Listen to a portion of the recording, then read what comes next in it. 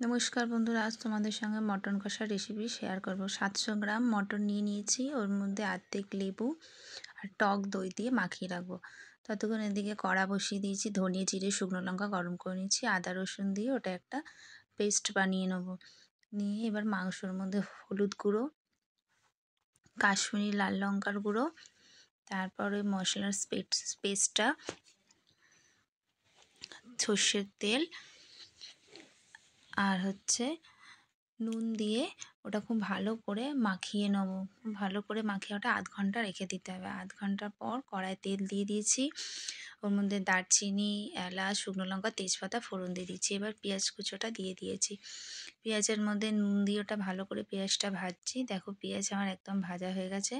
তখন ম্যারিনেট করা মাংসটা ওর মধ্যে আমি দিয়ে দেবো। দিয়ে ভালো করে নেড়ে ছেড়ে বাটি ধুয়ে জলটা দেবো, দিয়ে ভালো করে নেড়ে ছেড়ে ওর মধ্যে অল্প একটু সামান্য জল দিয়ে ওটা ঢাকা দিয়ে দেবো। তারপর ঢাকাটা খুলেছি, দেখো জলটা শুকনো হয়ে গেছে। ওর মধ্যে 3টে কাঁচা লঙ্কা দিয়ে দিয়েছি, আর আমি আলু কেটে রেখেছিলাম, ওর মধ্যে আলু দিয়ে দিচ্ছি। যে আলু না দিয়ে করতে চাও সে শুধু করতে পারো, আমি আলু দিয়ে করব ওটা। দেখো আলু দিয়ে ভালো করে আবার চাপা দিয়ে এটা কষতে হবে খুব সুন্দর করে। দেখো জল দিয়েছি, অল্প গরম জল দিয়ে এটা আমার তার মধ্যে হয়ে গেছে। এর মধ্যে গরম মশলা গুঁড়ো দিয়ে নামিয়ে দিয়েছি। এটা রুটি ভাতের সঙ্গে খেতে খুব ভালো লাগবে।